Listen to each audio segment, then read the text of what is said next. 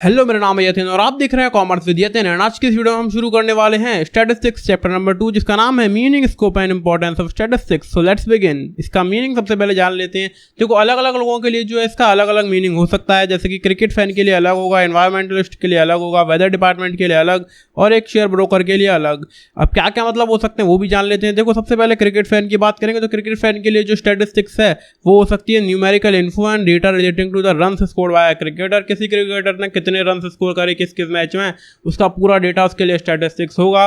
बात करेंगे share broker के लिए स्टैटिस्टिक्स क्या होता है, तो वहां पर वो बात करेगा शेयर प्राइसेस की over a period of time. Shares के प्राइसेस कब ऊपर गए, कब नीचे गए, पास्ट की पूरी जो इन्फॉर्मेशन है, पूरा जो डेटा है, वो एक शेयर ब्रोकर के लिए स्टैटिस्टिक्स है।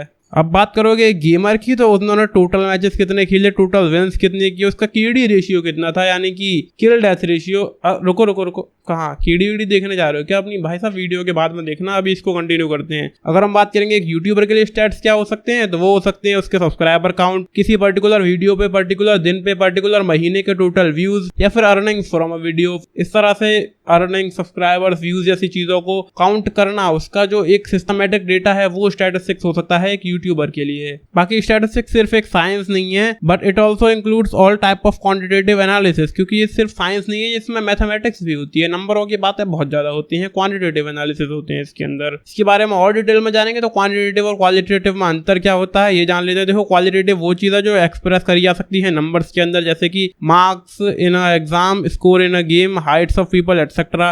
क्वालिटेटिव क्या होता है जो कि नंबरों में एक्सप्रेस नहीं किया जा सकता, जैसे कि ऑनेस्टी, ब्यूटी, इंटेलिजेंस एटसेट्रा। आगे चलेंगे, इसके मतलब की बात करेंगे तो दो तरह से हमें इसके मतलब बताए गए हैं, in singular sense and in plural sense. Plural sense, singular sense में देखो ये होता है collection, organisation, presentation, analysis and interpretation of numerical data. यानी कि न्यूमेरिकल डेटा को पहले कलेक्ट करना, फिर ऑर्गेनाइज करना, उसको प्रेजेंट करना, उसका एनालिसिस करना एंड फिर उसका इंटरप्रिटेशन करना, यानी कि उसका एक्चुअल यूज कर पाना। इसको हम कहते हैं स्टैटिस्टिक्स इन सिंगुलर सेंस। बाकी बात करेंगे प्लूरल सेंस में इसका क्या मतलब है, तो यहाँ पे बात होती है एग्रीगेट्स के बारे में, यानी कि बड़ी बड़ी क्वांटिटीज के बारे में। Aggregates of facts affected to a market extend by multiplicity of causes, जो कि न्यूमेरिकली एक्सप्रेस किए जाते हैं और एस्टिमेटेड किए जाते हैं according to reasonable standards of accuracy, collected in a systematic manner for predetermined purpose. किसी प्रीडिटरमाइंड पर्पस के लिए उसको यूज किया जाता है। And placed in relation to each other, एक दूसरे के साथ रिलेशन बना के उनको प्लेस कर दिया जाता है। एग्जाम्पल इसका ले सकते हैं, data relating to aggregate percentage of 5 toppers of class 10th of a school. एक स्कूल के 10वीं क्लास के 5 टॉपर्स का जो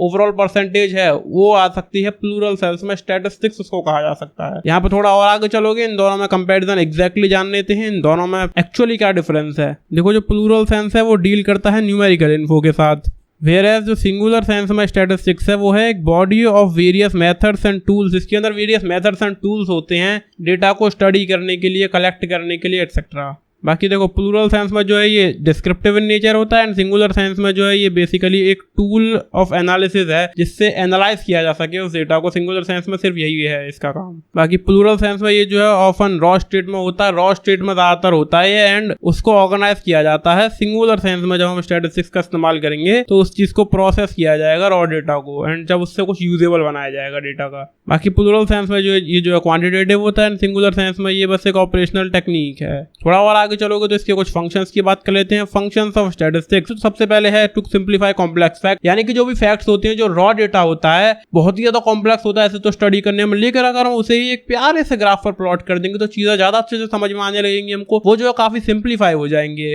फैक्ट्स को डेफिनेट फॉर्म में जो है प्रेजेंट किया जा सकता है, उनके बीच में कंपेरिजन किया जा सकता है, फैसिलिटेट किया जा सकता है प्लानिंग एंड पॉलिसी फॉर्मुलेशन को, यानी कि पॉलिसीज बनाने के लिए हमारे पास डेटा जो है बहुत ज्यादा होता है रॉ फॉर्म में। अब जब उसे एक सिस्टमैटिक तरीके से प्लॉट कर देंगे तो वो चीज जो है ज्यादा अंडरस्टैंडेबल होगी एंड ज्यादा मदद हमको मिलेगी पॉलिसीज वगैरह बनाने के लिए। खैर, मैं तो पॉलिसीज नहीं बना रहा हूँ, गवर्नमेंट को पॉलिसीज बनानी होती हैं तो उनको इसका ये यूज होता है। बाकी फॉरकास्टिंग में इसकी मदद ली जा सकती है, जैसे कि पिछले कुछ दिनों का, कुछ हफ्तों का वेदर कैसा रहा, कितना टेम्परेचर था, कितनी ह्यूमिडिटी थी, इन सब चीजों को जानकर थोड़ा बहुत प्रेडिक्शन किया जा सकता है कि फ्यूचर के आने वाले कुछ दिनों में क्या हो सकता है वेदर में। तो ये चीज जो है करी जा सकती है जब डेटा को सिस्टमेटिक तरीके से प्लॉट किया जाएगा। बाकी हो सकता है formulation and testing of hypothesis, यानी कि कोई हाइपोथेटिकल सिचुएशन बनाए हम और उसे ग्राफ के ऊपर प्लॉट कर दें, उसको एक सिस्टमेटिक मैनर में लिख दें स्टैटिस्टिक्स के तरीके से, तो उस चीज को समझा जा सकता है, उसका कुछ यूज किया जा सकता है सच में। बाकी इंडिविजुअल नॉलेज को जो है एनलार्ज किया जा सकता है एंड एक्सपीरियंस को भी एनलार्ज किया जा सकता है। कोई भी आदमी को नॉलेज है वो उस चीज को ग्राफ के ऊपर प्लॉट करके देखेगा, जब स्टैटिस्टिकल मेथड्स का इस्तेमाल करके अपने किसी आइडिया को वो लिख कर देखेगा तो जो है चीजें ज्यादा अच्छी रहेंगी, उसकी जो नॉलेज एंड एक्सपीरियंस है वो बढ़ता चला जाएगा एकदम स्पीड से। तो मैं भी कभी कभी करता हूँ, ये ग्राफ्स वगैरह बना लेता हूँ, उनके ऊपर चीजों को प्लॉट कर करके, काफी बढ़िया लगता है, नॉलेज एंड एक्सपीरियंस बढ़ता है। इट इज वेरी गुड, आप लोगों को भी करना चाहिए कभी कभी। So let's get ahead. बाकी इंपॉर्टेंस की बात कर लेते हैं, स्टैट्स की आखिर जरूरत क्या है। देखो अलग अलग लोगों के लिए अलग अलग जरूरत हो सकती है, जैसे कि गवर्नमेंट के लिए अलग, इकोनॉमिक्स के अलग, इकोनॉमिक प्लानिंग के लिए अलग एंड बिजनेस के लिए अलग। सबसे पहले बात कर लेते हैं गवर्नमेंट को इनकी क्या जरूरत हो सकती है स्टैटिस्टिक्स की। देखो गवर्नमेंट में बहुत सारे काम होते हैं जो कि न्यूमेरिकल फॉर्म में होते हैं, तो उनके लिए स्टैट्स की काफी जरूरत होती है। बाकी कुछ पॉपुलर स्टैटिस्टिकल मेथड्स हैं जैसे कि time series analysis, index numbers, forecasting and demand analysis. इन सबको एक्सटेंसिवली यूज किया जाता है इकोनॉमिक पॉलिसीज को फॉर्म करने के लिए। Various political groups are guided by statistical analysis regarding their popularity. बहुत सारे पॉलिटिकल ग्रुप्स की पॉपुलैरिटी के बारे में उनको स्टैटिस्टिकल मेथड से ही पता चलता है, स्टैटिस्टिकल इंफॉर्मेशन से ही पता चलता है कि आखिर हम कितने पॉपुलर हैं। आगे आता है इंपॉर्टेंस इन इकोनॉमिक्स। इकोनॉमिक्स में आखिर स्टैटिस्टिक्स की क्या जरूरत है। जो सब्जेक्ट आप पढ़ रहे हो ना, स्टैटिस्टिक्स फॉर इकोनॉमिक्स, उसी की बात करेंगे। अब देखो फॉर्मुलेशन कराया जा सकता है इकोनॉमिक लॉज का काफी आसानी से, क्योंकि जब डेटा रॉ फॉर्म में होगा तो उसको समझना मुश्किल है, उसका एक्चुअल यूज करना मुश्किल है। लेकिन जब सिस्टमेटिक फॉर्मेट में होगा तो उसका एक्चुअली यूज करा जा सकता है, उसको समझा जा सकता है, समझाया जा सकता है और कुछ उससे फायदा लिया जा सकता है। बाकी अंडरस्टैंड किया जा सकता है एंड सॉल्व किया जा सकता है किसी भी इकोनॉमिक प्रॉब्लम को। बाकी मार्केट स्ट्रक्चर्स को हम इससे स्टडी कर सकते हैं, मैथमेटिकल रिलेशन जो वो एस्टेब्लिश कर सकते हैं and study the behaviour of different economic concepts and last में आता है प्राइस एनालिसिस। ये जरूरतें हैं स्टैटिस्टिक्स की इकोनॉमिक्स के अंदर। आगे चलोगे तो यहाँ पे बात करेंगे importance in economic planning. Economic planning के अंदर क्या यूज है स्टैटिस्टिक्स का। इकोनॉमिक प्लानिंग की हर एक स्टेज के ऊपर यहाँ पर फिगर्स की नीड होती है, स्टैटिस्टिकल मेथड्स की नीड होती ही होती है, कहीं ना कहीं बात नंबरों की होती है और नाप तोल की होती है, और वो चीज़ है स्टैटिस्टिक्स का ही पार्ट है, तो बिना उसके इकोनॉमिक्स चलती नहीं है। देखो बहुत सारे रिसोर्सेज के अमाउंट्स के बारे में पता लगाया जा सकता है, ये डिटरमाइन कराया जा सकता है कि जो हमारी ग्रोथ है वो सस्टेनेबल है कि नहीं, हमारे जो रिसोर्सेज है वो खर्च तो नहीं होते जा रहे हैं, खत्म तो नहीं होते जा रहे हैं, फ्यूचर के लिए कुछ बचे ही ना, सस्टेनेबल डेवलपमेंट हो रहा है कि नहीं, ये चीज जो है पता लगाई जा सकती है स्टैटिस्टिक्स का इस्तेमाल करके। बाकी लास्ट में एक पॉइंट है to reveal crucial areas like increasing rate of inflation. Inflation कब बढ़ रहा है, कब घट रहा है, ये सब चीजें भी जो है स्टैटिस्टिक्स का इस्तेमाल करके ही जानी जा सकती हैं। इन्फ्लेशन क्या होता है, सिंपल शब्दों में बोले तो पैसे की वैल्यू में गिरावट। अब ज्यादा डिटेल में जानना है तो यार रिसर्च कर लो इंटरनेट के ऊपर, इस वीडियो को लंबा नहीं खींचेंगे, हम आगे बढ़ते हैं। इंपॉर्टेंस इन बिजनेस, आखिर क्या है स्टैटिस्टिक्स की। For establishing business unit, business को एस्टैब्लिश करने के लिए, डिमांड ऑफ प्रोडक्ट को एस्टिमेट करने के लिए, प्रोडक्शन की प्लानिंग करने के लिए, क्वालिटी कंट्रोल बनाने के लिए, मार्केटिंग स्ट्रेटजीज बनाने के लिए, लास्ट में अकाउंटिंग के लिए। ये कुछ यूजेस हैं ऑफ स्टैटिस्टिक्स इन बिजनेस। अब लास्ट टॉपिक रहता है जो कि है लिमिटेशन ऑफ स्टैटिस्टिक्स। क्योंकि मैं आपसे अपने हर वीडियो में बोलता हूँ कोई भी चीज परफेक्ट नहीं होती, सबके अंदर कुछ ना कुछ कमी रह ही जाती है, तो स्टैटिस्टिक्स के अंदर भी कुछ कमियां हैं। ये जो है देखो क्वालिटेटिव फेनोमेना को स्टडी नहीं करता है, यानी कि यहाँ पर बात सिर्फ नंबरों में होती है, विशेषताओं में नहीं। आप कितने सुंदर हो, कितने समझदार हो, इसकी बात यहाँ पर नहीं होगी। आपका IQ कितना है, आपकी उम्र कितनी है, आपकी हाइट कितनी है, आपके मार्क्स कितने आते हैं, इन चीजों की बात ही सिर्फ स्टैटिस्टिक्स कर सकता है। ये ब्यूटी को नहीं नाप सकता लेकिन हाइट को नाप सकता है। बाकी इंडिविजुअल से ये बात नहीं करते ये सिर्फ एग्रीगेट्स को स्टडी करता। बहुत सारी इन्फॉर्मेशन जब होती है ना तभी स्टैटिस्टिक्स काम का है।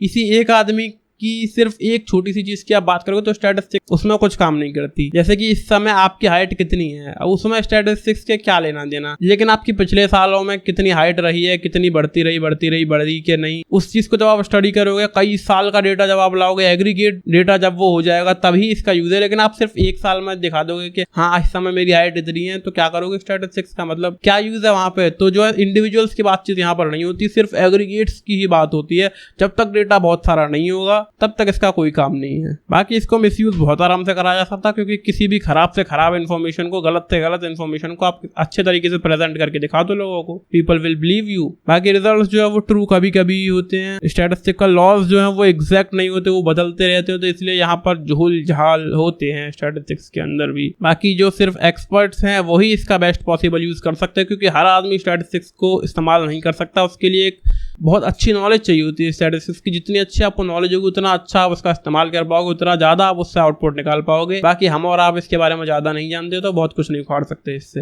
बाकी जो स्टैटिस्टिकल डेटा है वो यूनिफॉर्म होना चाहिए एंड होमोजीनस होना चाहिए। होमोजीनस और हेटेरोजीनस के बारे में हमने क्लास 6 में पढ़ा था साइंस के अंदर। होमोजीनस मतलब जिसमें मिलावट ना हो, एंड हेटेरोजीनस जिसके अंदर मिलावट हो। अब मिलावट का स्टैटिस्टिक्स के क्या लेना देना वो भी हम आपको बताते हैं। स्टैटिस्टिक्स में इस तरह हम कह सकते हैं कि किसी एक चीज के डेटा की ये बात हो कि दो चीजों की नहीं। फॉर एन एग्जांपल, किसी यूट्यूबर के सब्सक्राइबर और किसी नॉर्मल पर्सन की हाइट, या फिर किसी सिटी का वेदर फोरकास्ट, तो क्या आप इन तीनों चीजों को एक ही ग्राफ के ऊपर प्लॉट कर सकते हो? बिल्कुल नहीं कर सकते आप। मतलब सब्सक्राइबर्स जो है वो नंबरों में होते हैं, बोले तो नेचुरल नंबर्स में होते हैं, लेकिन जो हमारा वेदर है वो सेल्सियस में होगा, डिग्री फ़ारेनहाइट में होगा। तो क्या सब्सक्राइबर्स आपके डिग्री फ़ारेनहाइट में होते हैं? बिल्कुल भी नहीं होते। क्या आपकी हाइट डिग्री फ़ारेनहाइट में होती है? तो उन चीजों को एक साथ नहीं रख के नापा जा सकता। ये जो है होमोजीनस इन्फॉर्मेशन ही होनी चाहिए। हाइट है तो हाइट की बात होंगी, सेंटीमीटर में, मीटर में हाइट नापी जाएगी, और जब टेम्परेचर नापा जाएगा तो वो डिग्री सेल्सियस में, डिग्री फ़ारेनहाइट में नापा जाएगा। हाइट और टेम्परेचर एक साथ नहीं रखे जा सकते, क्योंकि हाइट डिग्री फ़ारेनहाइट में नहीं हो सकती और जो टेम्परेचर है वो सेंटीमीटर में नहीं हो सकता। बस इसी के साथ आपका ये चैप्टर खत्म हो जाता है। Thank you so much for watching. Like, share, comment, subscribe and bye bye.